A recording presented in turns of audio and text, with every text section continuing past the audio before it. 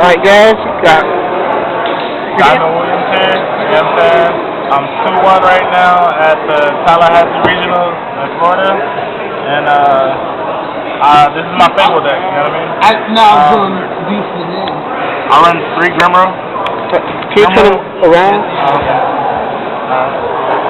Grimo's the search of the deck.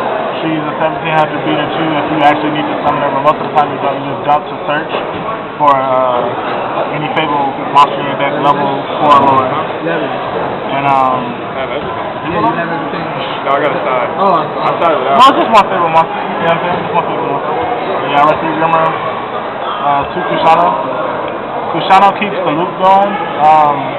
There's a card called Fabled Cruise, and when you discard it, it lets you special summon a level 4 or lower Fabled monster from the deck, from the graveyard to the field.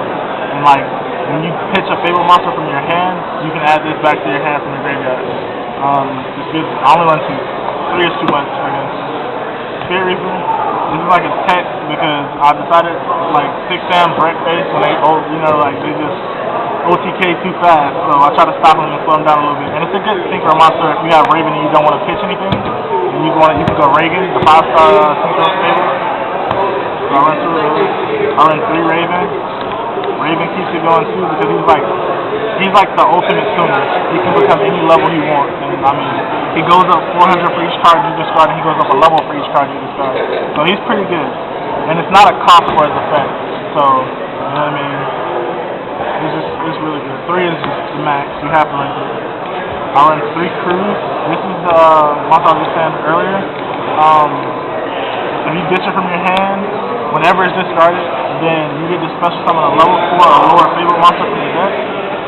From your graveyard. And it just opens up so many options because it can keep Raven going after you get back Kushana from your graveyard or something. You keep ditching so you can actually keep special summoning and synchroing because that's what this deck does. It just synchros like really, really heavy and it lets you draw a lot. It's really consistent with the draw. So I run 3. This is another tech right here, the Doppel Warrior, because I have another card in here that I'm going to show you. And it also combos very well with Cruise. After you special summon a Fabled monster from the graveyard, you can special summon it from your hand to the field. So when you special summon like Raven or something, after you get it back, like get Kushano back after you ditch that, and then it just comes from your hand. And you can ditch and go 5, go 6, go pretty much any level you want. And it gives you 2 tokens after you synchro. So that's really good. My other tech that works really well, combos really well with pretty much anything, like pretty much any of my tuners. It combos well with Raven because it can open up first turn synchros, like if you have just these 2 in your hand or probably a Doppel Warrior or something, then you can just open up magic, like just straight up just mini synchros. It just works so well. The combo's too good. Yeah, it's just really good. It's great synchro material. It's just like it gets around so much stuff. And then I got Tech Raiko because Raiko just puts some of the stuff in the graveyard. I need like Quibbles and Kushanos and stuff like that. So it just helps keep the engine going and then destroy the card on the way. So that was my monsters. I run 20 monsters. I run a Foolish, obvious reasons. I have so much shit that needs to hit the graveyard. It has to be in there. I run the 1 book, it's just in case I have Raiko on the field. It opens up something for like stoppage and stuff. Double enemy controller. The reason I run double enemy controllers is because Doppel Warrior produces tokens, or if I have Fabled engraved and I don't need to synchro, I can bring him back. I can just tribute pick monster and just attack the game and keep pushing. So double enemy controller is really good. Double enemy, it's kind of a filler card, but it's really good too because it gets rid of the unnecessary stuff like Roll Oppression and Necro Valley and just unwanted spells and traps that you just to open up the field. Double Pot of Avarice because you fill the graveyard up so fast, and it just works so well because you go through your deck so fast with Raikos, Grimros, and Cruise. Most of the time you want a Pot of Avarice. Sometimes you want a Pot of Avarice Raikos. Most of the time you want a Pot of Avarice Cruise and Grimros because it just keeps the loops going. Really good card. Plus 2. real quick. This is my tech spell card. Magical Stone Excavation. JP! Magical Stone is really good. It combos well with like anything that needs to hit the graveyard. Like if I need a Kushano in the graveyard to keep some loops going, and I can get back Monster Reborn, Pot of Avarice, I can get back MST, Enemy Controller, and just any spell card in my graveyard. You know what I mean? It just opens up options. So and it discards. So it's really good.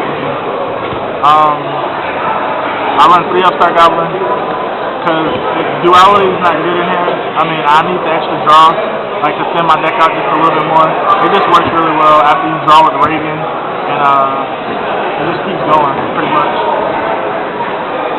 Rhoda, because of the Doppel Warriors, easy search. Staple.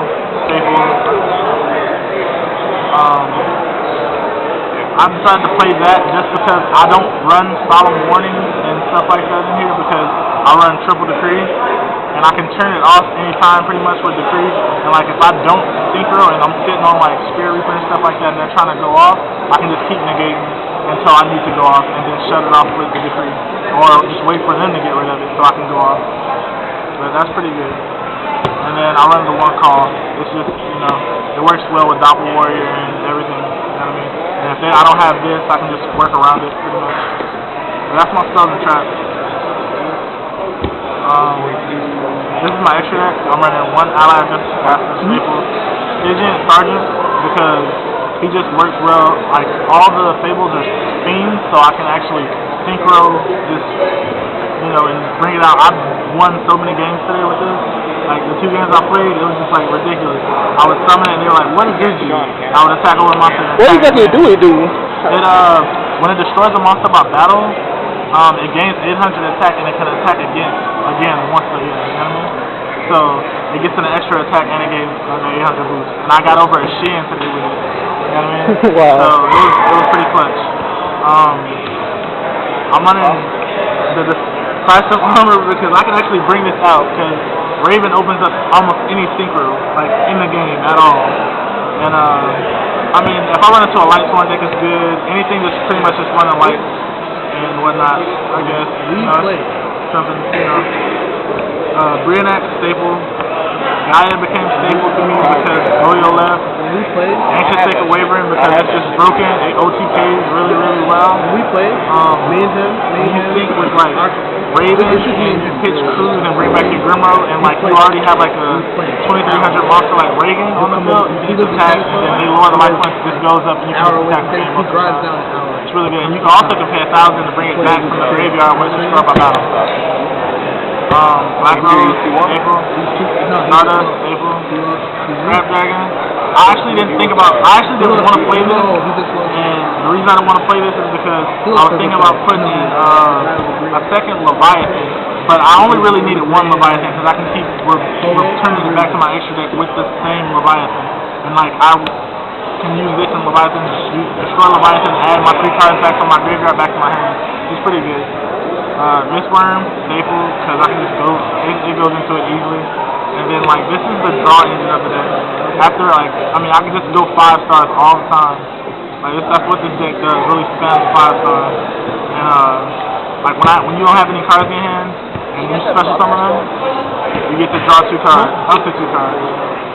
So, it's really good. I mean, it's clutch, and it's 5 stars. You can synchro with it again after you bring it back with, like, Raven or something, and bring Raven back.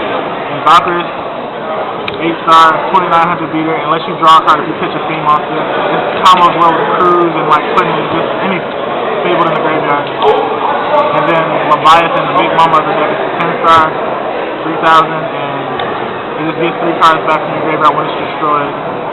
And it's just really good. I can go this first turn with a Raven, a Cruise, and a Grimmer, and just keep the loop going. Expand it. That's my extra deck. So he goes. My sexy token. I'm bringing out with Doppel Warrior. My side deck.